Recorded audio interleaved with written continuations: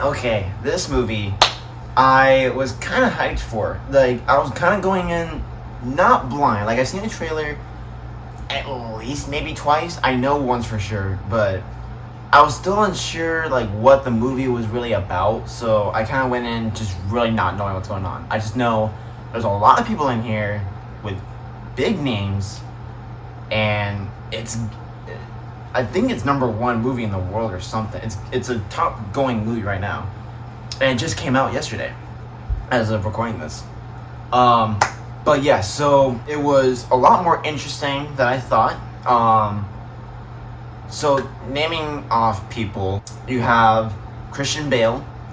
He's been like Batman, and he was Gore or whatever, the bad guy in Love and Thunder. You have Margot Robbie. She's been iconically known as Harley Quinn. And yeah. You also have John David Washington. He did a really good job in Tenet.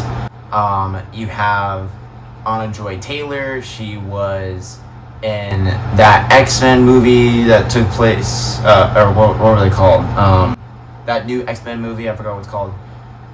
And she was also in The Northman, and she's been in some stuff. You also have Mike Myers. He was like a gajillion people in Austin Powers movies. You also have Zoe Saldana. She was Gamora in Guardians of the Galaxy. She was also in the Adam Project recently. Yeah, and you also have Rami Malek. I think that's his name. He was, the first time I've seen him, he played the lead singer in the band Queen in the movie Bohemian Rhapsody. He did pretty well in that. You also have Robert De Niro. He did a good job in here. There's also Taylor Swift. She was in here for a little bit, not too long. And you also have Chris Rock in here as well. I think the last big movie he was in Saw, like the newest Saw movie. Let's see. Yeah, that's like that's like the most of the cast. Other people I can't really think of. I don't think I've seen them before. But yes, the cast is insane. So this better win or be nominated for something, for sure. Yeah, so this is based off of a true event that happened in between World War I and World War II. But like the characters in here are made up. Like they got made up names, new names, or whatever. I think they had a couple scenes where it was like iconically very similar to like some like live television shots that were recorded. Yeah, it's a very interesting movie, like a very murder mystery, kind of a thriller comic movie. Like I really enjoyed this movie. It was a little over 2 hours long. Like, yeah, these past like couple movies I've seen, they're like at least like 2 hours long. I don't think a lot of Loud Crocodile was that long though. I think it was like about an hour and 45-ish minutes. Yeah. Christian Bale, he plays like a very different character than what he's done. Like Batman, he's like more kind of like serious. The God of Death in Love and Thunder, he was like very more like a little crazy, you know, like science fictional comic book character, and now he's playing a live act. He played a more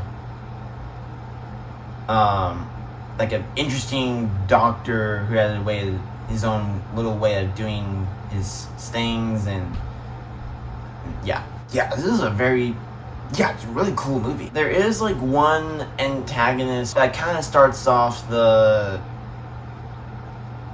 like kind of the plot. He's popped up every now and then. He doesn't really speak much, but he's scary looking. Like the way they made him look, it's really scary. Like I think there's like one somewhat close-up shot more of his face. Oh my gosh, like yeah. I feel like Chris Rock was more of himself in this movie. The way he does his stand-ups. I just thought that was very funny though. Yeah, there's like certain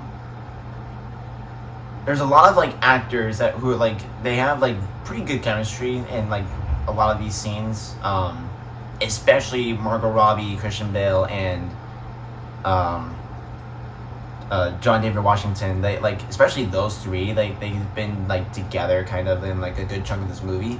So I think they all worked really well. Yeah, and we definitely explored quite a few like time like a little time period like in the midst of World War One, and then just a few years before World War Two.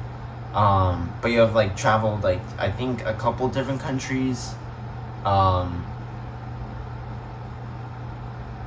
Let's see. Yeah, overall this is a really cool movie. I've said this like probably like 4 or 5 times. But yeah, I'm not lying. It's really good. I definitely recommend going to. I would definitely see it again.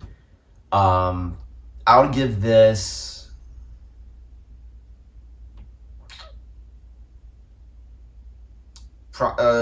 good 4 out of 5.